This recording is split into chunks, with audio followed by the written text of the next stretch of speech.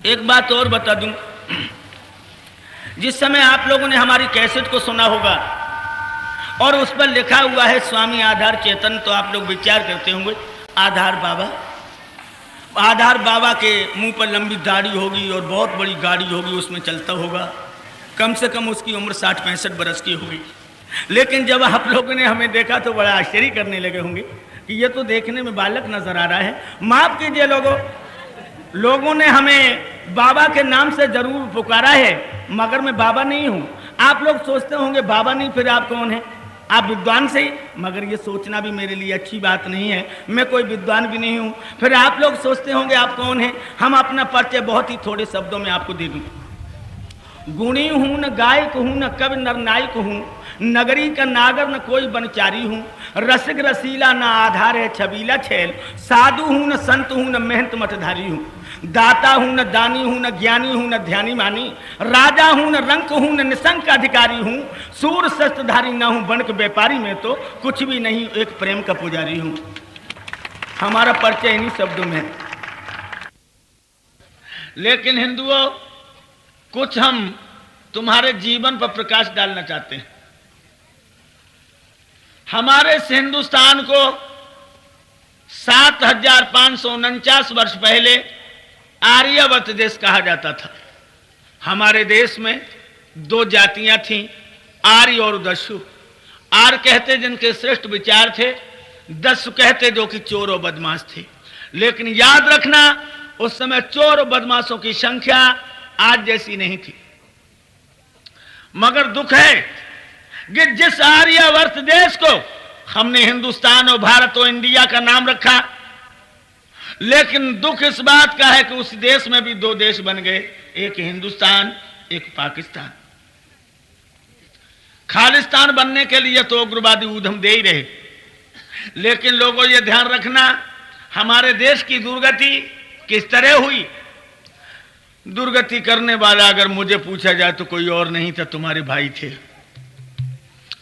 हिंदुओं, अगर तुमने समय समय पर बहुत भारी भूल न की होती तो आज इस हिंदुस्तान की यह दशा नहीं होती। आप लोग सोचते होंगे हमसे कौन सी गलती बनी है जो हिंदुस्तान विदेशियों का गुलाम बना। छोटा सा नमूना पेश कर रहा हूं। तुम्हारी भूलें, तुम्हारी गलतियां, तुम्हारी चूकें, जो कि आज तुम्हें आंसू भर भर के रुला रही हैं, कौन सी?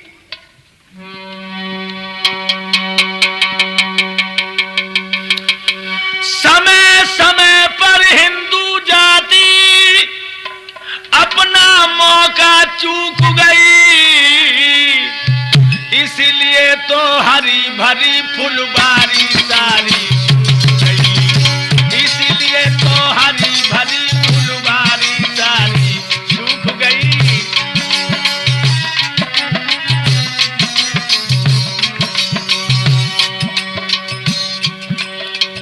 समय समय पर हिंदू जाति अपना मौका चूक गई,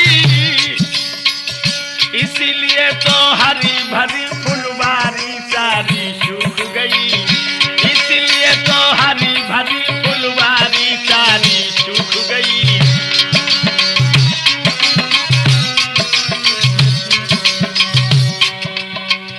कौन सी भूल हुई? पहली भूल हिंदुओं तुमसे हो गई सम्मत 1601 में, जो हमारे हिंदुस्तान में अकबर का शासन था। कैसी? चूक बीरबल ने अकबर को हिंदू नहीं बनाया था, काली चंदन नवाब की लड़की को ब्याया ठुकराया था। काली चंदन नवाब की लड़की को ब्याया ठुकराया था।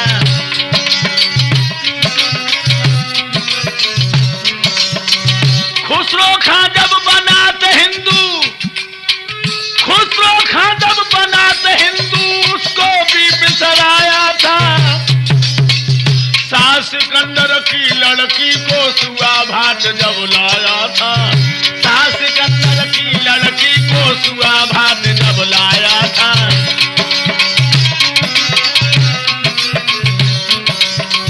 सुआ भाट को ठुकरा करके, सुआ भाट को ठुकरा करके हिंदू जाति ऊक गई।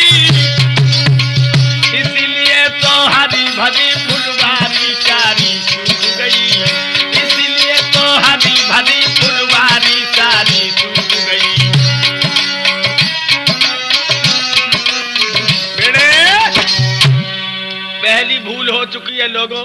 सम्मत 1601 में जिस समय अकबर का शासन था और जोधाबाई जब भगवान कन्हैया की मूर्ति की पूजा करके बाहर निकली, अकबर कहने लगा तुम किसकी पूजा करती हो? तो जोधाबाई कहने लगी मैं भगवान कन्हैया की।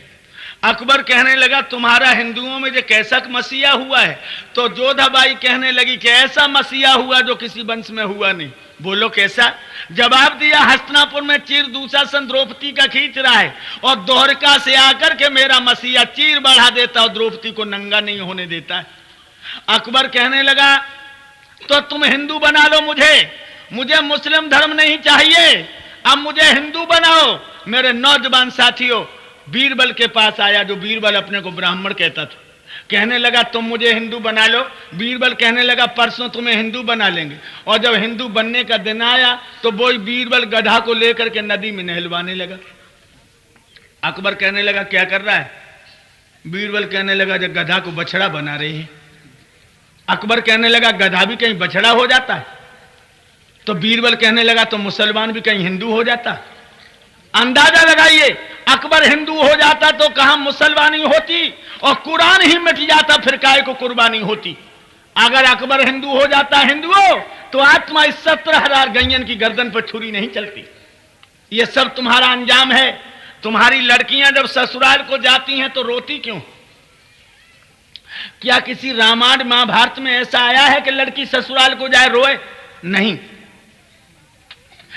बादशाह अकबर ने कहा था कि हिंदू की लड़की जो भी ससुराल जाएगी पहली बार वो एक रात मेरे महलों में रुकेगी, उसके बाद जाएगी। यही औरंगजेब का दस्तूर था, यही अलाउद्दीन खिलजी का दस्तूर था और यही तैमूर का, यही सिकंदर का। तो ध्यान रखना लोगों, जब लड़की हिंदू की चलती थी तो माई और बाबुल के गले से लग करके रोती थी कि आज मेरी इज्जत के साथ में मुसलमान खेलेगा। तब से ये रोना चला। तुम्हारी भूलें कितनी हैं। कालीचंद नवाब की लड़की को ब्याह ठुकराया था। ये ज्यादा वक्त की बात नहीं, सिर्फ 200 वर्षें हुई हैं। बंगाल में नवाब का शासन था। कालीचंद ब्राह्मण का लड़का गली से होकर के जा रहा था। नवाब की लड़की दुलारी ने कालीचंद को देखा है तो कहने लगी है बांदी से कि ओरी बहना, ये नौजवान मुझे बड़ा ही पसंद है, मैं इसके साथ अपनी शादी करना चाहती हूं। तो बांदी कहने लगी तू बाबरी तो ना हैगी? अरे तू मुसलमान है, ये ब्राह्मण है, ब्राह्मण तुझे कभी अपनाएगा नहीं। उसने कहा मेरे वालिद यहाँ के सुल्तान हैं, मैं अपने पिताजी को बुलाऊंगी और अपनी शादी इसी के साथ में करूंगी। उसने अब नवाब को बुलाया, कहा पिताजी मेरी जिंदगी चाहते हो तो मेरी शादी कालीचंद के साथ में कर दो। नवाब ने कालीचंद को बुलाया, कहा कि बेटा तुम ब्राह्मण हो, मैं मुसलमान हूं, लेकिन तुम मेरी लड़की का शुद्धिकरण कर लो और इसे हिंदू बना लो। बंगाल का तख्त हिंदुओं के हाथ में आ जाएगा, तुम मेरे दामाद हो जाओगे। कालीचंद कहने लगा ब्राह्मण जाति बड़ी गद्दार जाति है, इसको कभी स्वीकार नहीं करेगी। समझिए हिंदुओं, तुम्हारी हजारों लड़कियां मुसलमान ले गए, उन्होंने उन्हें मुसलमान बना लिया, लेकिन तुम्हारा धर्म कितना कमजोर है कि तुम एक मुसलमान की लड़की को हिंदू न बना सके। कालीचंद काशी के ब्राह्मणों को पूछता है, सब मना कर देते। मथुरा के ब्राह्मणों को पूछता, सब मना कर देते। उसी समय कालीचंद आया, कहने लगा पिताजी कोई ब्राह्मण तैयार नहीं। तो एकदम से हुक्म दिया नवाब ने, जब कमीन को फांसी लगा दो। कालीचंद को फांसी लगने जा रही है और सब मुसलमान मोदाबे बैठे हैं और ब्राह्मण लोग मुस्करा मुस्करा के भोजन कर रहे हैं। जब उसके फांसी का फंदा गले में पड़ गया, उसी समय दुलारी आई और कहने लगी पिताजी ठहर जाओ, जब नौजवान को फांसी क्यों दिला रहे हो? अरे फांसी तो मुझे लगाओ जो हमने अपनी तरफ से इसे अपना पिया माना है। और वह लड़की ने फांसी का फंदा अपने गले में डाल लिया। कालीचंद कहने लगा ठहर जाओ, अब ये लड़की भी फांसी पर नहीं चढ़ेगी। अब हम मुसलमान बनने को तैयार हैं, लेकिन मेरा संकल्प है जो हिंदू मुसलमान नहीं बनेगा उसका मैं कत्ल करूंगा और 500 गाय रोज अपने हाथों से काटूंगा। उसी वक्त कालीचंद मुसलमान बना, उसने अपना नाम काला चांद रख लिया और 5 महीने में सारा का सारा बंगाल उसने मुसलमान बना लिया। बंगाल में जाइए तुम्हें हिंदू नहीं मिलेगा। कालीचंद नवाब की लड़की को ब्याह ठुकराया था। खुसरो खां जब बना तो हिंदू उसको भी बतराया था। और शाह सिकंदर की लड़की को सुआ भाट जब लाया था, सुआ भाट बहुत गाने वाला था, सिकंदर की कचहरी में गाने गया, लड़की आशिक हो गई, कहने लगी मैं इसके साथ शादी करूंगी। सिकंदर ने शादी कर दी। लेकिन हिंदुओं, जब वो सुआ भाट तुम लोगों में आया तो मार मार के उसे भगा दिया। वो 700 हिंदुओं को लेकर के मुसलमान बन गया। देखिए, सुआ भाट को ठुकरा करके हिंदू जाति ऊक गई और इसीलिए तो हरी भरी फुलवारी सारी सूख गई। और पहली भूल तो ये रही, अमर सिंह राठौर से भूल हो गई। नूरजहां ने कहा था तुम अगर मुझे अपनी बेगम बना लो तो शाहजहां को मार के आगरे का तख्त तुम्हारे हवाले कर दूंगी। तो अमर सिंह राठौर बोला इंतजार कीजिए। हुआ क्या, नूरजहां को भी ठुकराया, रोकर पड़ू कहानी में, और कलम रुके और जुबा बंद हो, आंख भरी रही पानी में। कलम रुके और जुबा बंद हो, आंख भरी रही पानी में।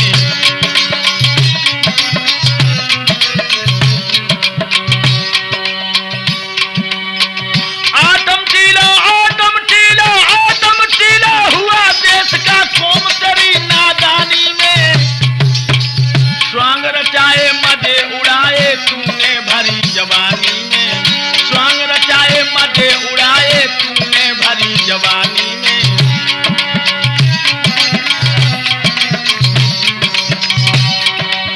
स्वार्थ के फंदा में फंस गए, अपनी मरैया फूंक दई। इसीलिए तो हरी भरी फुलवारी सारी सूख गई। इसीलिए तो हरी भरी फुलवारी सारी सूख गई।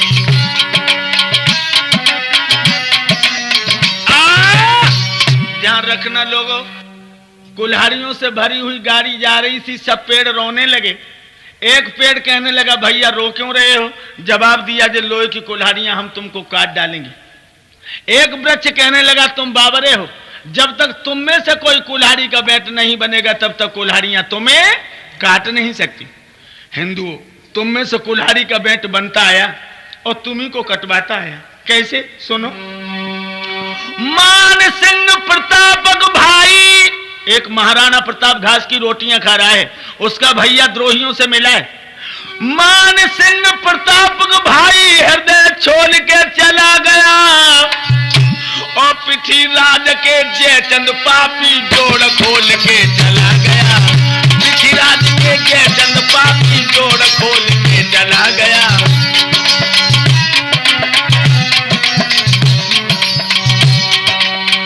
अर्जुन गोद अमर सिंह को या मार तोल के चला गया, और जगन्नाथ रस दयानंद को जहर घोल के चला गया। जगन्नाथ रस दयानंद को जहर घोल के चला गया।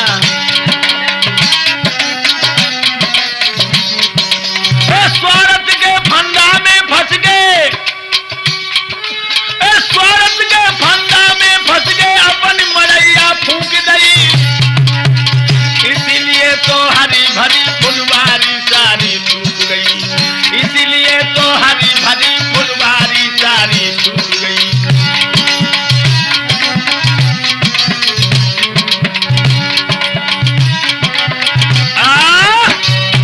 रखना लोगों, तुम्हें किसी दूसरे ने नीचा नहीं दिखाया। वो जसवंत जोधपुर वाला और वीर शिवा के संग होता, औरंगजेब अधर्मी का फिर सभी कार्य अंग भंग होता। औरंगजेब अधर्मी का फिर सभी कार्य अंग भंग होता।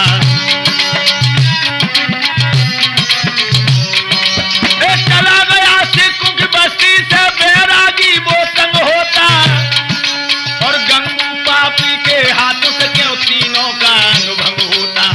गंगू पापी के हाथों से क्यों तीनों का अंग भंग होता।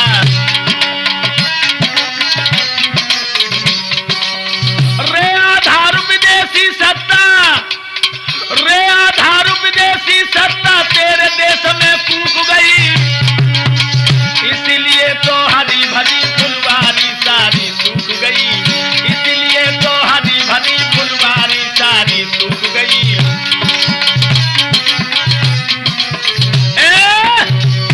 ध्यान रखना हिंदुओं, ये जो भी मुसीबतें आई हैं, ये मुसीबतें सिर्फ तुम्हारी भूल का अंजाम है। इसलिए मेरा आखिरी निवेदन है कि अब भी कुछ नहीं बिगड़ा। जिन लोगों में मेल है उनको तो जाकर देखिए, कैसे उनके ठाल से आलस हला कर देखिए। हम तुम भी मेल का पौधा लगा कर देखिए, आधार की उस बात को तुम आंजबा कर देखिए। ऊंचे आसन पर तुम्हें बैठाने वाला मेल है। बिना संगठन के कभी तुम एकता के बिना विजय नहीं प्राप्त कर सकते। इसलिए हमें एकता के सूत्र में बंध जाना है। अगर एकता के सूत्र में हम न बंधे तो ये निश्चित है लोगों कि जो दुर्गति हमारी बहन बेटियों की होती रही, मीना बाजार लगवाया था अकबर ने, और वही दुर्गति अब होने वाली है अगर तुमने अपने को न सचेत किया। निश्चित बात।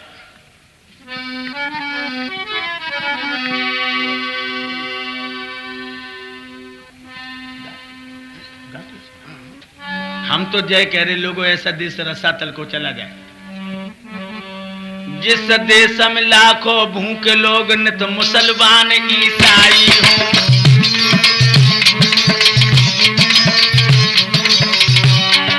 जिस देश में लाखों भूखे लोग नित मुसलमान ईसाई हो, लाखों बेस्याएं बन बन के करती जो धर्म कमाई हूँ।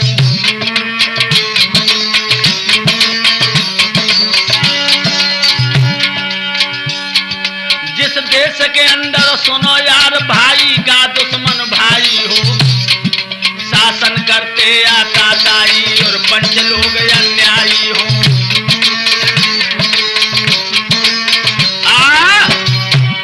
जिस देश में लाखों भूखों लोग नित मुसलमान ईसाई हों, लाखों स्त्रियां बेश्या बन इस देश के लिए दुखदाई हों, जिस देश के दुध मोहे बच्चन के गोने बेहा सगाई हों और बेहा करन के हेत जहां बुढ़ों ने मूछ मुड़ाई हो, जिस देश के अंदर बिना बात भाई का दुश्मन भाई हो, शासन करता आताताई और पंच लोग अन्यायी हो, हर एक प्रबल सतारा हर एक निर्बल को, जय क्यों न ऐसो देश रसातल को। और जिस देश में 70,000 जहाँ गैया काटी जाती हो,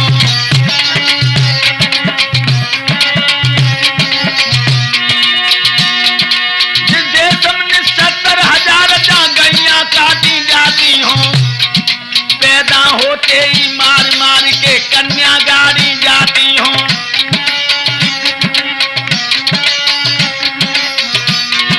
जिस देश में 3 करोड़ विधवा रो रो के समय बिताती हो, तुझे दिन रात हजारों लाखों गर्भ गिराती हो।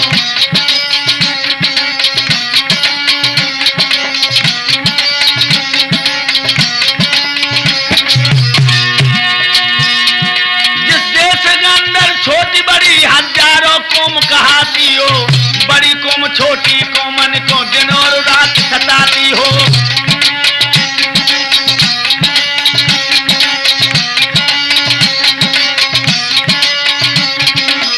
और बताऊं,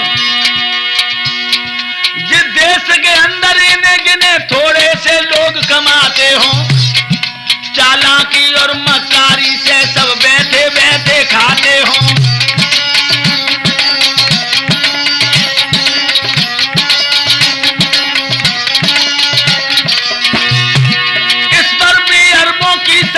अरबों की अफीम उड़ाते हो, अरबों का गांजा चरस भांग पी करके समय बिताते हो।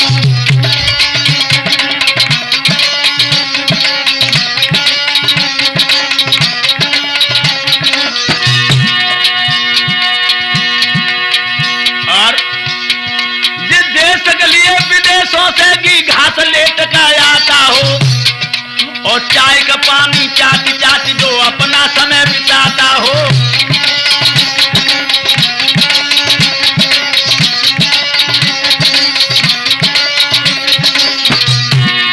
चाय का पानी चाटी चाटी जो अपना समय बिताता हो और अपने लिए तो नहीं गैरों को ताजा मक्खन पहुंचाता हो।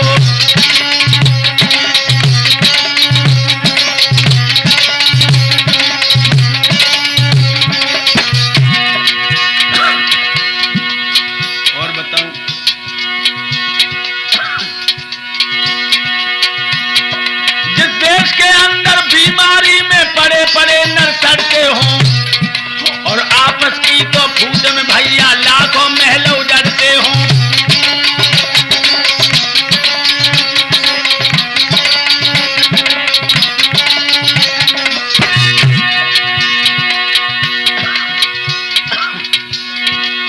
आपस की तो फूट में भैया लाखों महल उजड़ते हों और बैरिस्टर और वकील या मच्छर की तरह से बढ़ते हों।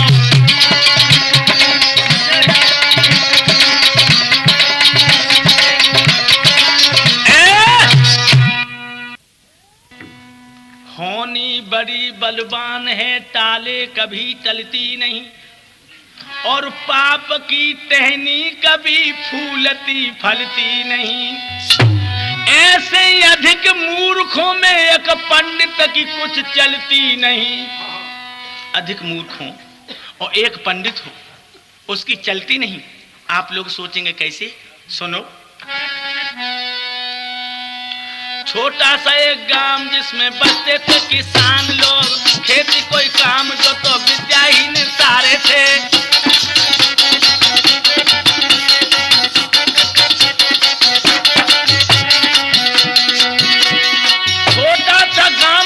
बसते थे किसान लोग, खेती कोई काम जो तो विद्याहीन सारे थे। गाय और बैल उनके पास में बने थे बहुत, पशु बेचारे उनको प्राणों से भी प्यारे थे।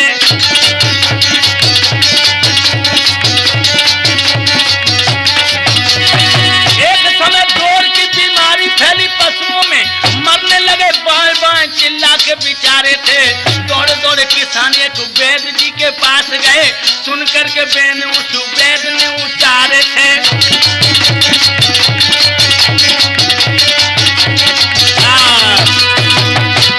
ध्यान रखना नौजवानों, जब किसानों के पास गाय बैल भैंसा बहुत थे, छोटा सा एक गांव था और पशु उनको प्राणों से भी प्यारे थे, लेकिन जितने किसान थे वो बिना पढ़े लिखे मूर्ख थे।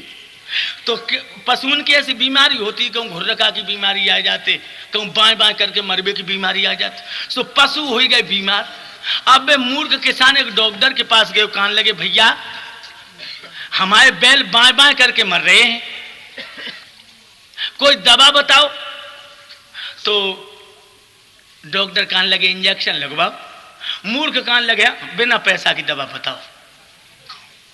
तो डॉक्टर साहब समझ गए जो मूर्ख इनसे झगड़ा कौन करे। तो डॉक्टर साहब बोले हम दवा बतावे तनक तसल्ली लाओ, आगी के देहरा बड़े बड़े सुलगाओ, और कर छुले 6 देहरे में लगाए के लिए वो गर्म कर, लाल लाल हो जब बिल्कुल ना रहे कसर, तो 2 से दागो पीछे और 2 लगा दो पीठ पर और 2 लगा दो गलपटों पे, पशु फिर सके न मर। उन पशुओं को 6 जगह दाग दो। तो भगवत प्रेमियों, पशुओं की कुछ बीमारी ऐसी होती है जो दागने से खत्म हो जाती। मूर्ख कहने लगे जी भैया घर ही कोई इलाज हो, अब चल दे लौट गो, रास्ता में बातें करते जाए। अरे भैया बड़ा सुंदर इलाज बताओ, दाग भी तो पशु ठीक हो जाता। हमारे बाप पार साल मरिए, हम जानते होते तो मन लगाए थे, हम उन्हें दाग देते। एक किसान कहने लगे अब चिंता क्यों कर रहे, अब तो इंजेक्शन घर के हैं, अब गांव में किसी को नहीं मरने देंगे, और जो मरने पे आए भाई दाग दो 6 जगह। एकदम कहने लगे 6 जगह ना 3 जगह बताओ, पीछे पीठ में गालों पर। तो हुआ क्या, आकर के गांव किया काम ये किसानों ने, बचने लगे पशु सब तो बहुत ही आए। 5 चंद रोज के एक पंडित जी पधारे आए, रात भर सोए और खूब सेताए हैं।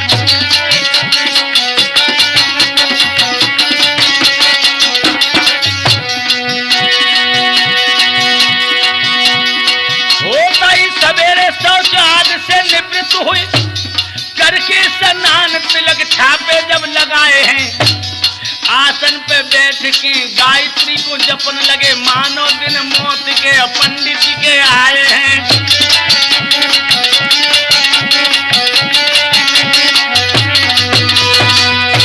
ध्यान रखना नौजवानों, पंडित जी ने क्या किया, ये तो पशु ठीक होने लगे, अब किसानों ने और विश्वास हो गया इंजेक्शनों पर। लेकिन ये भी याद रखना, एक पंडित जी आए और रात भर तो गांव में रहे, और सवेरे बहुत शौच इत्यादि जाने के बाद में गांव के बाहर कुआं रहे, बापे हना के तिलक छापा लगाए, और पंडित जी बैठ गए, जाप करने लगे। ओम भूर्भुवः स्वः तत्सवितुर्वरेण्यं भर्गो देवस्य धीमहि धियो यो नः प्रचोदयात्। ओम विश्वान् देव शब्ददुर्तान् पराशुयर् भद्रं तन्नासुवा। ओम शन्नो देवी रविष्टापो भन्त पीते संयो रवि श्रवन्तु नः। जो वेद पाठ पंडित जी ने करो भाव का बच्चा रे कछु खेल रे उमर है जिनकी बारी, उन पंडित जी की ऐसी उनने दी सारे निहारी, समझे पंडित को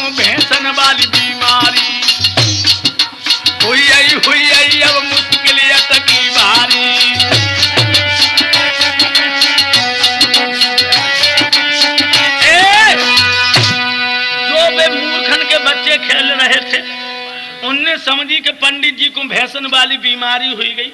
दौड़े दौड़े बच्चे अपने बापों से रहे उचार, चलो एक आदमी हुई है बहुत बीमार, गाय और बैल की तरह से रहो मुंह फाड़ और चिल्लावे और सरो बड़ो ऊपर सीटी मुंह फाड़। महाराज बहुत जोर को बीमारी को बुखार चलो है भाई, बहुत बुरी तरह चीख रहे हो, बाकी बातों समझ में नहीं आती।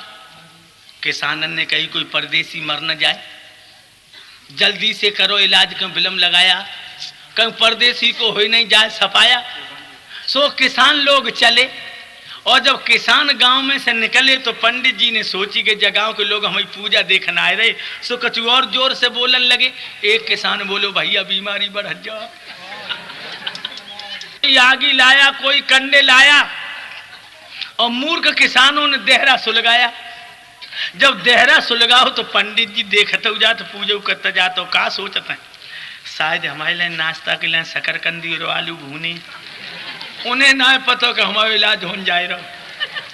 6 करछुला बाह में लगाए दे, करछुला सुर्ख लाल भाई एकदम से बोले कि करो इलाज।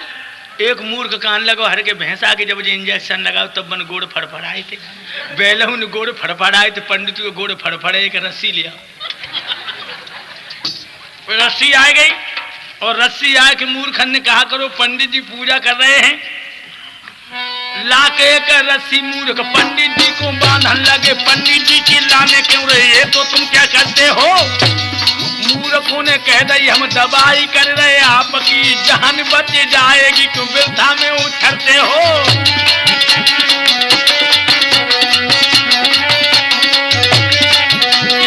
मूर्ख बोले हम आपकी दवाई कर रहे हैं।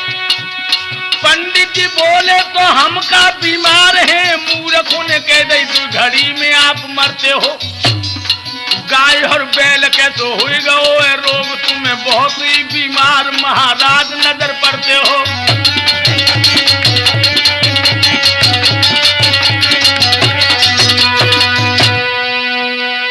जब रस्सी लेके बांधने लगे तो पंडित जी बोले क्यों रे क्या कर रहे हो?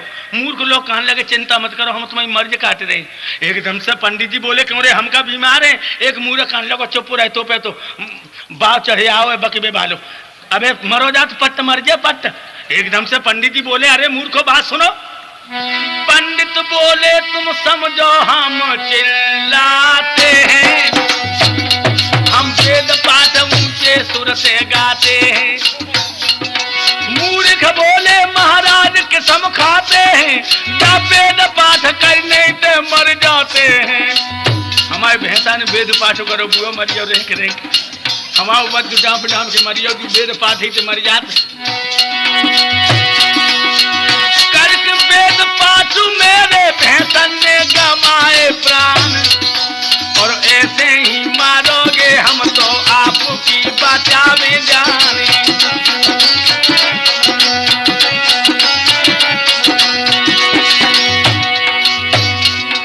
अब जोराबरी से मूर्खन ने पंडित जी को बांध दो, और दोनों कर छोलो तेरे पिठारू के दाग दो।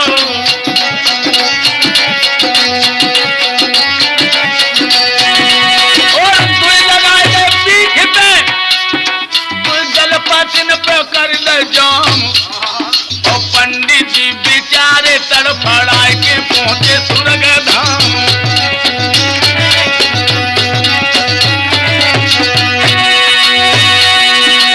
पंडित जी बेचारे तड़फड़ाए के पहुंचे स्वर्ग धाम। अरे मूर्खन से बचते रहियो तेरी कह रहे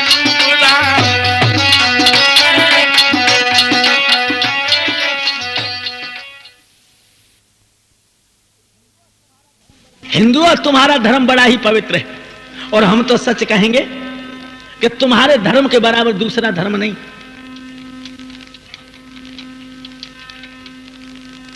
एक हिंदू की लड़की रहे जको नाम रहे पार्वती, और एक मुसलमान की बिटरिया रहे बको नाम रहे नजीरन। दोनों बिटरियन में बहुत सलाह रहे, सलाह संग ही रहे, रोटी जरूर अलग अलग खाओ करती थी, लेकिन बातें सब संग ही बैठे करो करे।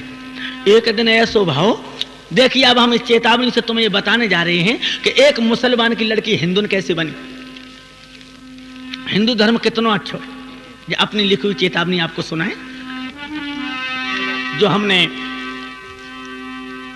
आधार के गीत इस पुस्तक में दिए। एक दिन सवेरे सवेरे नजीरन पार्वती के घरे आई। जिया हाँ का कर रही है बाय न करके हाँ काहे यों कहती नजीरन बात बहन सुनो पार्वती आयो कहती नजीरन बात बहन सुनो पार्वती आयो कहती नजीरन बात। क्या बोली एक कल शाम को हम तुम बहना फिर गई पाखाना, कल शाम को हम तुम बहना फिर गई पाखाना,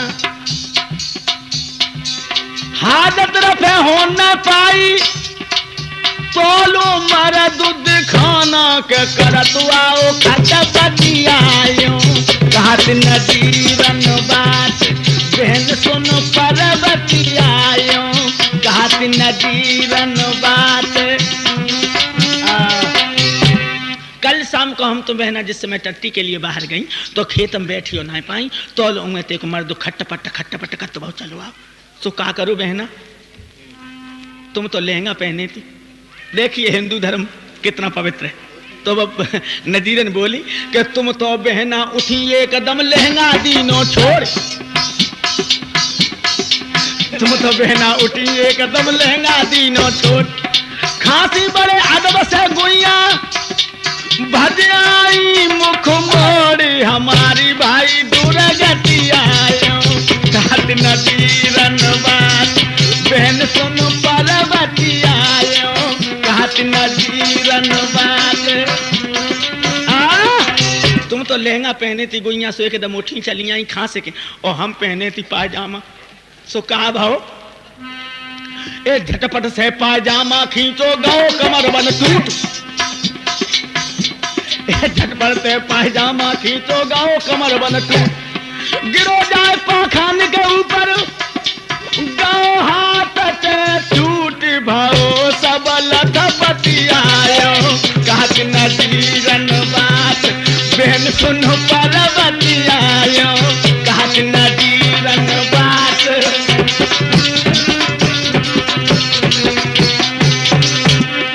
बहन सुनो पार्वती आयो कहत नजीरन बात।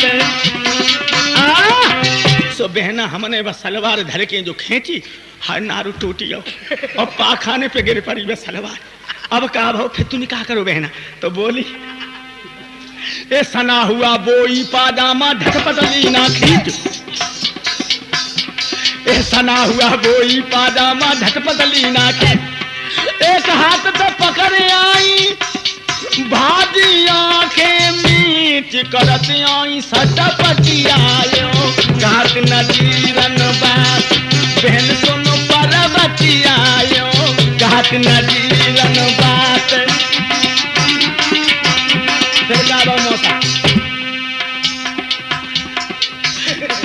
हमें देख मार्ग में बहना हसन लगे नर नारी, हमें देख मार्ग में बहना हसन लगे नर नारी, जैसे तैसे दौड़ भाग के पाई लाई ले न दुआरी लगाई लाई मैंने टटियायो कहत नजीरन बात बहन सुनो पार्वती आयो कहत नजीरन बात।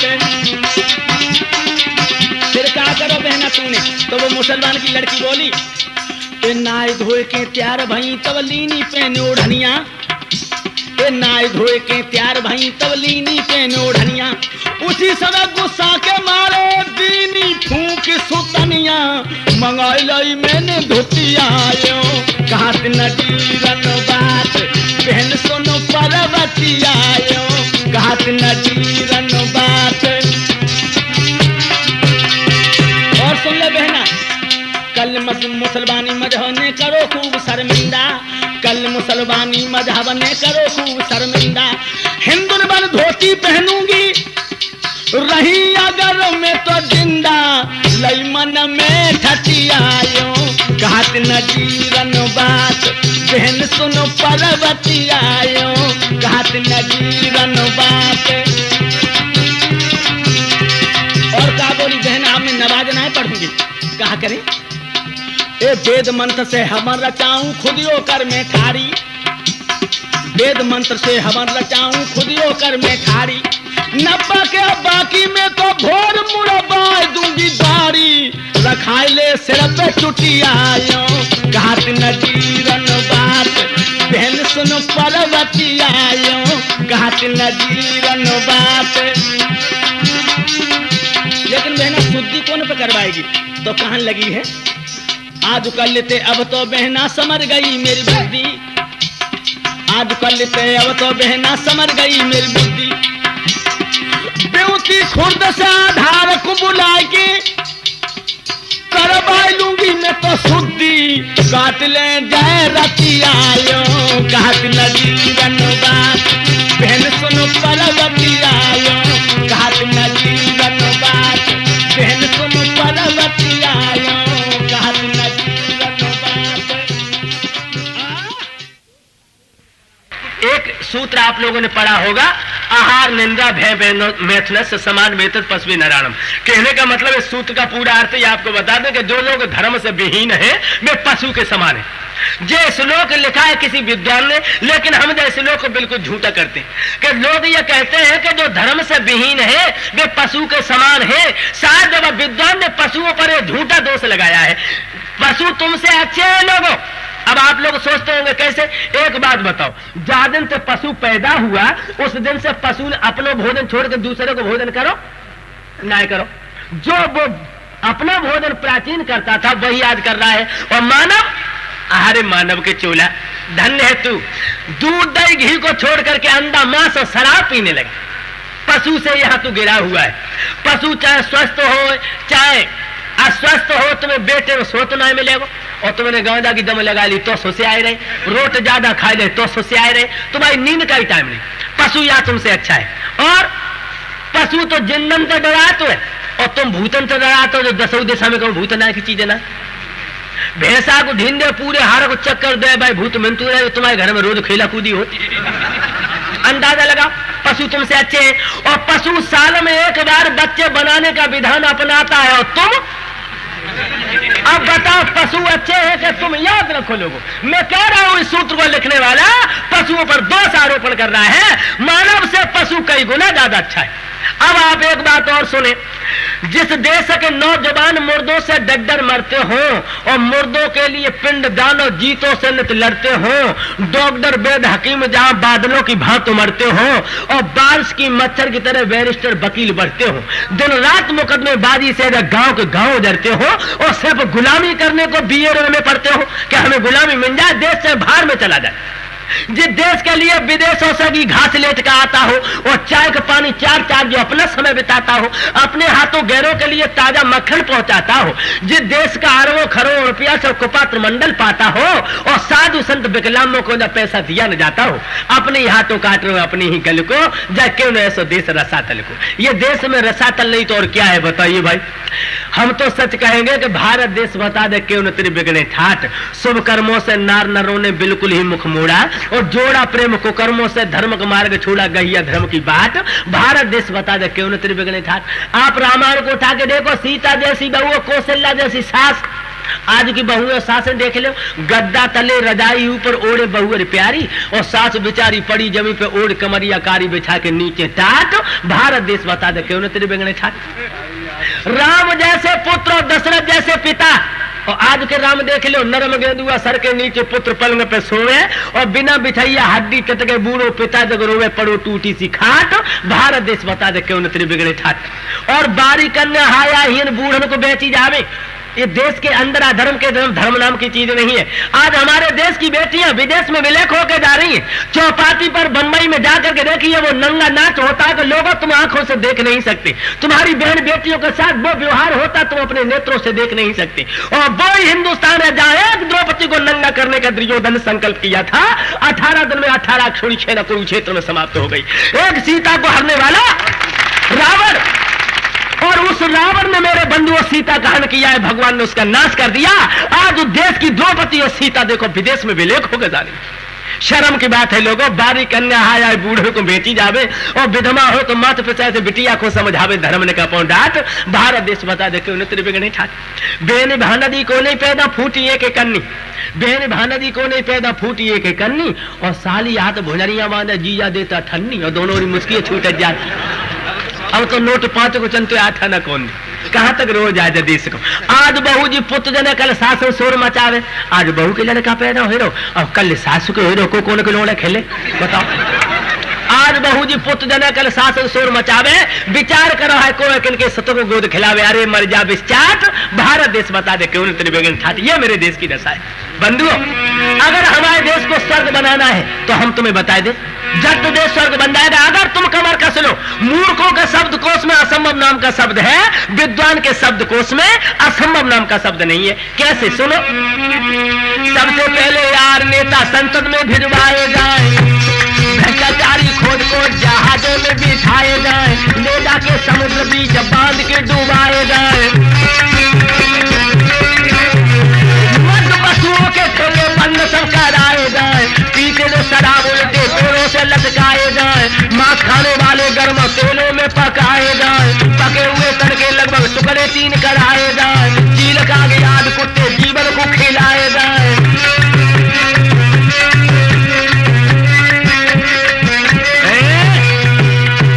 सबसे पहले यार नेता संसद में भिजवाए जाए और भ्रष्टाचारी खोज को जहाजों में बिठाए जाए, ले जाके समुद्र बीच बांध के डुबाए जाए, मद वस्तुओं के ठेके बंद सब कराए जाए, पीतल और शराब उल्टे पेड़ों से लटकाए जाए, मांस खाने वाले गर्म तेलों में पकाए जाए और पके हुए तन के लगभग टुकड़े 3 कराए जाए, चील का आगाद कुत्ते जीवन को खिलाए जाए और सुल्फा सट्टेबाज में भी पड़े गजब की मार। इस तरह बनेगा स्वर्ग मेरा संसार। और सुनो, करके जो भी लेक गर्म खम्भों से बंधाए जाए, गिन करके 50 कोड़ा पीठ में लगाए जाए, उठाई गिरा लुच्चा गुंडा चीर के सुखाए जाए।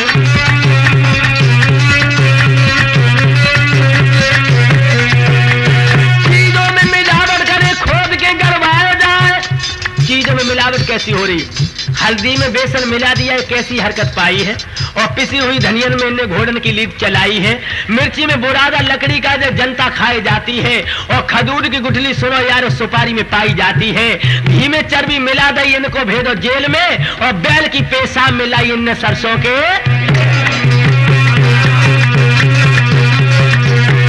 चीजों में मिलावट करे खोद के गड़वाए जाए, गमती तोले दाढ़ी मारे जेल में पठाए जाए, पंच जो अन्याय करे होली में जलाए जाए, झूठी जो गवाही दे कोलू में पिराए जाए।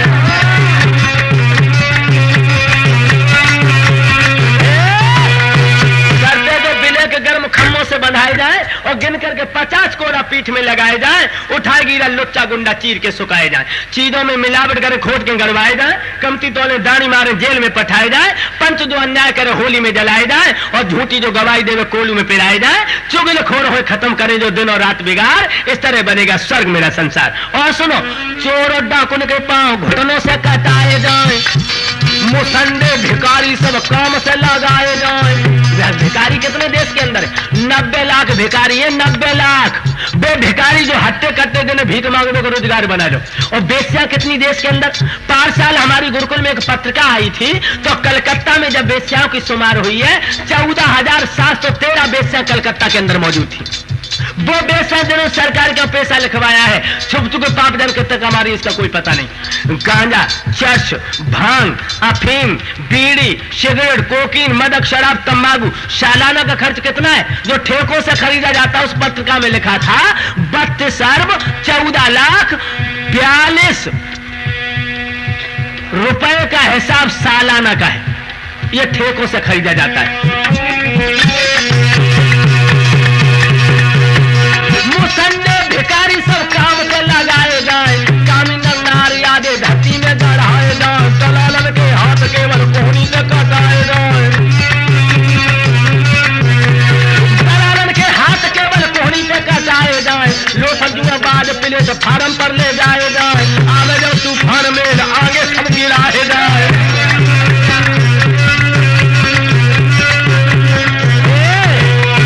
स्वामी और नच गई इनको न करे करे कोई सत्कार, इस तरह बनेगा स्वर्ग मेरा संसार। और एक बात का ध्यान और रखना लोगों, गंदगी पसंद है तो जर्दा खाना सीख ले, और भीख यदि मांगी नहीं तो बीड़ी पीना सीख ले। बीड़ी पीने की मित्रों आदत जब पड़ जाएगी तो न होने पर मांगने में जरा शर्म नहीं आएगी। हम आपके सामने ऐसे हैं जो बिना नशे के जीते हैं, और यहाँ पर ऐसे भी लोग बैठे हैं जो टट्टी में बीड़ी पीते हैं। हम एक बात आपको बताएंगे, आप लोग सोचते होंगे बीड़ी से तुम्हें क्या मतलब है, क्या बिना बीड़ी के हमारी गुजर नहीं हो सकती है? तंबाकू हमारे देश के अंदर जो आई है वो अफ्रीका की कुदरती घास है। हमारे हिंदुस्तान के अंदर कोई बीमारी हो गई थी, तब डॉक्टरों ने बताया था कि इसमें गुड़ मिलाकर के इसके धुआं को अगर पेट में खींचा जाए तो वो बीमारी खत्म हो जाएगी। आज उस बीमारी ने घर घर में कैसा ठेका जमा लिया, और बीड़ी के तो लोग इतने आदी हो गए हैं। लोगों हम बताएंगे, इस बीड़ी में निकोटीन नाम का जहर होता है जो फेफड़ों के छिद्रों को भर देता। फेफड़े में कितने छिद्र? 9 अरब छिद्र हैं फेफड़े के अंदर। डॉक्टर बॉट जो अमेरिकन है उसने लिखा है कि इसमें 9 अरब छिद्र है। तपेदिक, सर का चकराना, जुकाम, दांत छीण के लिए तो लक्षणगानी बाढ़ है ये। तो मैं आपसे निवेदन करूंगा कि आप लोग अगर बीड़ी पीते हैं तो धीरे धीरे इस बीड़ी का त्याग करें, और बीड़ी की जगह पर काली मिर्च अपने मुंह में डाल ले तो आंखों में सुरकाई भी आएगी, उसके बाद में आपको नुकसान नहीं होगा। अब आप लोग सोच रहे होंगे बीड़ी हम पीते हैं, तुम्हारे ऊपर भाई तुम्हारी सेहत पर असर क्या पड़ता है? बात तो तुम सही कहते हो, बा में एक कारण है इसलिए हम बीड़ी के लिए आपको मना करते हैं। बंधुओं, अगर यही बात हमारी मान लो तो हम समझेंगे संस्थागण में आना हमारा सार्थक हो गया। एक जगह भीत पर यह लिखा हुआ था कि पेशाब करना मना है। अब हम ये बता दें कि हम मना आपसे क्यों करते हैं बीड़ी मत पियो। तो जब ये लिखा था कि पेशाब करना मना है तो बिना पढ़ा लिखा चला है उसने पेशाब कर दी, और एक एमए करके आया उसने पेशाब कर दी। दोनों को पकड़ लिया, कहा क्यों रे बेवकूफो, जब ये लिखा था कि पेशाब करना मना है फिर तुमने पेशाब क्यों की? बिना पढ़ो लिखो कान लेगो साहब, हम तो कभी जानता ही ना, तो हमें क्या पता जो करिया करिया का लिखो। अच्छा तू बिना पढ़ा लिखा क्यों? बोले तू कि साहब हमने तो एमए किया है, तूने पेशाब कर दिया है। बिना पढ़ा लिखा 10 रुपया तू दे जुर्माना, 100 रुपया तू दे। तो पढ़ो लिखो कान लोगो साहब हमने के ज्यादा पेशाब कर जो 100 रुपया दे। जवाब दिया तूने वहां पेशाब और किया, तुझे ऐसे मना और करना चाहिए था।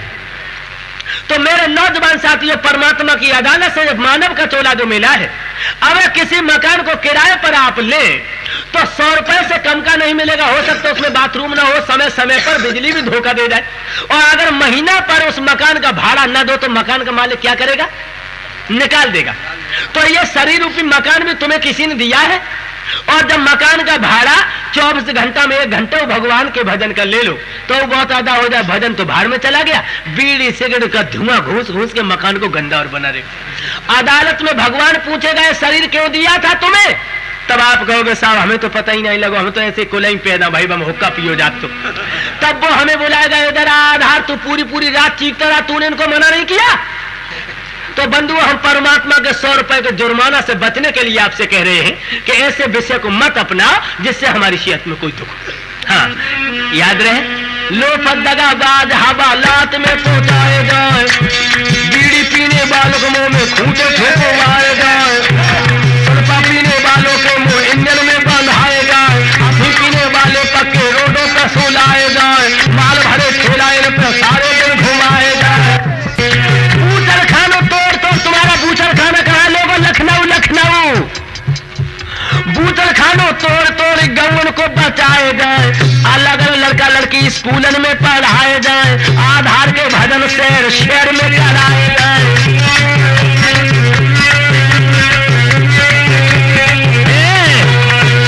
तो आप लोग सोच रहे हो कि तुम तो हरइये ही धर के रह गए, इतना काम कैसे हो सकता है जितना तुम बता रहे हो तो सकता है। एक चक्कर है लोग कि एक अध्यापक जी थे, तो उन मियाँ जी ने क्या किया, एक पाजामा सिलवाया। पाजामा 4 अंगुल बड़ा हो गया, स्कूल का टाइम हो गया तो मियाँ जी अपनी पत्नी से बोले देखो भाई पाजामा 4 अंगुल बड़ा हो गया है और हम स्कूल जा रहे हैं, पाजामा 4 अंगुल काट के सी के रख देना। पत्नी कहने लगी मैं तुम्हारी औलाद को खिलाऊंगी कि पाजामा काटूंगी। एक लड़की तो उसका बिटिया पाजामा, तो बिटिया कहने लगी हम तो ट्यूशन पढ़ने जाएंगे, मुझे टाइम नहीं है।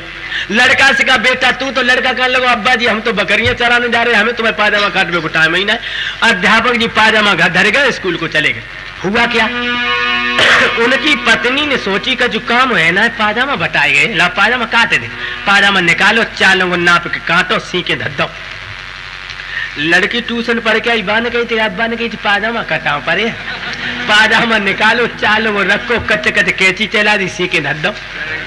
हाय वो लड़का ने कही, अब्बा ने कहा था पाजामा काटना पड़ेगा, ला पाजामा काट दे। पाजामा निकाला, चाल वो रखा, कच्च कच्च कैंची चला दी, सी के धद्दम कितो कटी हो पाजामा। अध्यापक जी स्कूल से लौट करके आए, उन्होंने सोचा पूरे घर ने मना कर दिया, किसी ने पाजामा काटा नहीं।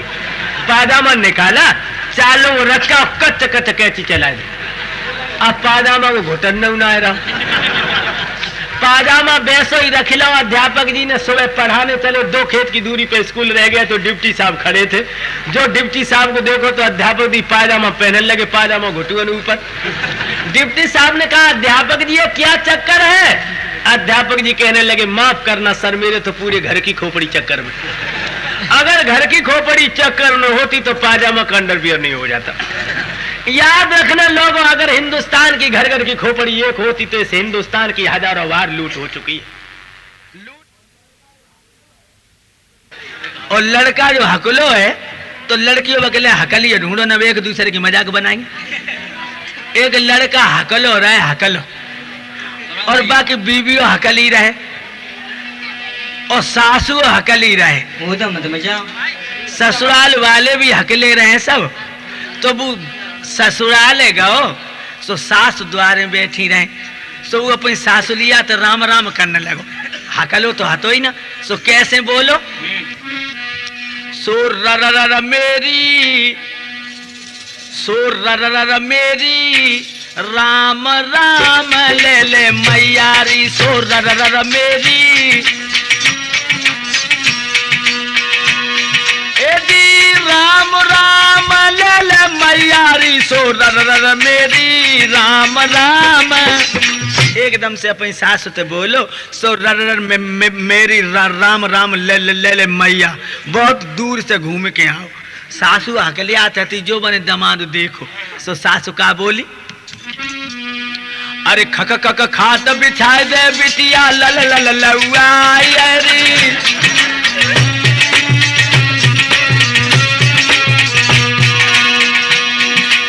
खक खक खात बिछा दे बिटिया, लल लल लउआई।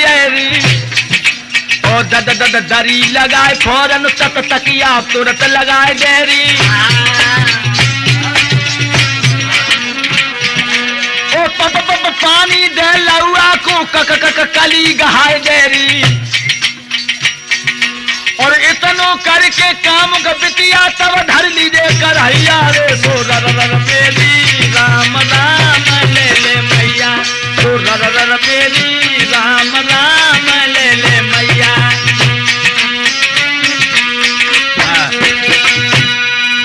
दुकरिया बोली, खक खाट बिछाए दे, लल लउआ द्वारे ठाड़े, तत तकिया लगाए, पप पानी दे कली गहाए दे, और तब करहिया धर लीजिए। सुबह बिटरिया आई और खटिया बिछाने लगी। हकले आते बाबा आती, और तो लोग कुतिया घर में घुसन लगे। सुबह छोरी बोली, अम्मा, तो अंदर से बोली, का बात है? अरे कुतिया घर में घुस गई, झंडा ले गई।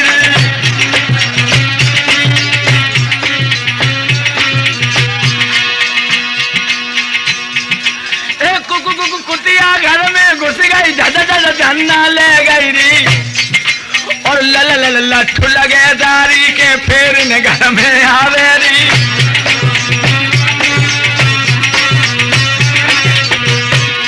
और जोलू कुतिया मारन भाजी, कूदी तोलू बिलैया रे, सो र मेरी, राम राम ले ले मैया, सो र मेरी, राम राम ले ले मैया।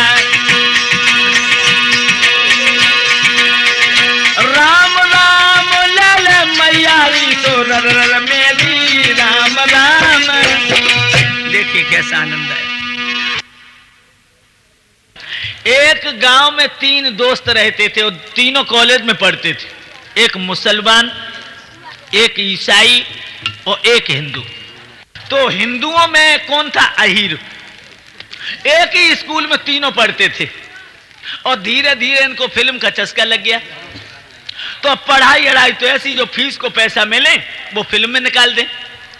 अब तो घर वालों ने पैसा देना बंद कर दिया तो बड़े परेशान हुए, राजनी करने लगे, साइकिलें छीनने लगे, लोगों की मारपीट करने लगे, तो पुलिस इनकी तलाश करने लगी। अब तीनों चौराहे पर इकट्ठे हुए तो अहीर कहने लगा भैया आज तो घर वालों ने बड़ा परेशान किया। ईसाई कहने लगा यार घर वाले हमारे भी नाराज हैं। मुसलमान कहने लगा यार मुसीबत तो हमारे ऊपर भी है। अहीर कहने लगा और पुलिस भी पीछा कर रही है हमारा आपका तीनों का। हाँ हाँ यार एक अकल बताएं का, पुलिस पीछो ना करो, गुजरो अच्छी तरह होने लगे, चलो महात्मा हो जाओ। मुसलमान कहने लगो हम महात्मा ना हुए भी तो रात आदि पे हनाव करते हैं और ठंड में हम पे तो हनाव ना ही। अहीर कहने लगो तुम बना सेकंड हैंड खोपड़ी को सो महात्मा ही ना बनो, बे बनो सन्यासी करो लिया बद्ध कैसे कबाऊ ना हना सो हम रोटी। सो तीनों ने कपड़े रंग लिए और सो हम रोटी। और जब जानते ही हो कि पछा में साधुन की बड़ी इज्जत है, सो हम वाले कोई आए जाए रोटी तो है ही। 6 महीना ना गुजरे तीनों के सुअर जैसी गर्दन आ गई। लेकिन सत्य था आभास नहीं हुआ, इनको सिर्फ ढोंग था। क्या हुआ, चलते चलते जैसे ये गांव है ना उस तरफ जैसे हमारे प्रधान साहब रघुराज सिंह जी हैं, उनके दरवाजे पर तीनों महात्मा आए तो प्रधान साहब बोले कि जरा भोजन कर लो। तीनों ने भोजन करे। एक कहने लगे भैया जाने भोजन तो करा दे लेकिन दूध ना दो। कहने लगे तो कोई बात नहीं, चलाऊंगा विजय मास्टर कहीं चले चलो, उनकी भैंसिया दूध दे काम हो जाए। तीनों वहां से उठे, जब वहां पहुंचे तो साहब निकले, उन्होंने देखा तो महात्माओं को बड़ा आसन दिया और कहा कहो महाराज कुछ भूखे प्यासे, तो भोजन तो हाल ही करके गए थे। सो अहीर साहब कहने लगे ज्यादा भूख तो नहीं है लेकिन आज तबीयत ऐसी चाहती है कि तुम्हारे यहाँ भैंस दूध दे रही हो तो जरा दूध दे दो। कहने लगे दूध है तो चावल और दे दो तो जरा खीर बनाए। सो चावल दे दे, खीर बनाई। खीर कितनी बनाई, ऐसी कि भूख में एक आदमी खा ले, क्योंकि वो तो लोग खाई के आए थे, थोड़ा का टेस्ट ले लेंगे। लेकिन मुसलमान सोचने लगो बेंचो ऐसी कि जुगाड़ हुई वो चाहिए जब खीर हम ही खाएं। कहा भैया ऐसा करो सवेरे जब चलेंगे तो नाश्ता करके चलेंगे, जब पतीली बांध के टांग दो। तीनों ने टांग दी। लेकिन दिमाग में झटका लगो सो वो मुसलमान बोलो ए अहीर साहब, ए ईसाई, हाँ जब बताओ सवेरे खीर खाए को। अहीर कहने लगो सबने दूध मांगो, सबने खीर बनाई, तीनों जने खाए ना। मुसलमान कहने लगो सवेरे खीर वो खाए जो सबसे बढ़िया बर रहा है सोई खीर खाए। आहा तीनों पर रहे और घर्राटे तीनों लेने लगे, सो एक और ना। अब जब सोचे सपनों का बनाए। मुसलमान ने सोची कि लाओ सपनों ही बना ले। उठा माने बे कपड़े तो उतार दिए और नए कपड़े पहन के सो गया। ईसाई उठा माने सेंट की शीशी निकाली और दाढ़ी थी लंबी, सो अपनी दाढ़ी में सेंट की शीशी लगाई, पूरी शरीर में बुआ पर रहो सपनों बनाए। दोनों सोए गए। अहीर उठो सो बाने पतीली उठाई और दोनों हाथों से लग गो। पतीली साफ करके बैसी बांध के बाने लटकाई दी। पर रहो जवान सवेरे मुसलमान जगे सो ईसाई ते कही कहो सपना क्या देखा है। मुसलमान कहने लगा मेरे जैसा सपना तुमने भी नहीं देखा होगा। क्यों, आपको नहीं पता कि अल्लाह के फरिश्ते हमें ले गए और उन्होंने कहा ये कपड़े क्यों रखे तुमने, उतारो ये कपड़े, नए कपड़े पहन दो। तो देखो वो कपड़े नहीं है, दूसरे कपड़े हमें पहना दिए। ईसाई कहने लगा हमने तेरे से अच्छा सपना देखा। क्या, कि पहुंचे साथ में आसमान पर देश आए ऐसा ख्वाब। पहुंचे साथ में आसमान पर देखा ऐसा ख्वाब और ईसा मसीह के संग भोजन करके लौटे। अभी जनाब बड़े बड़े सुंदर सेंट लगाई गई, बात तुम खुशबू नहीं आ रही है। मुसलमान कहने लोगों में तो नाक फटी जाती पहले ही। अरे यार इस अहीर को भी जगा लो। अब अहीर को जगाओ तो जवान बड़ी मुश्किल में तो जगो।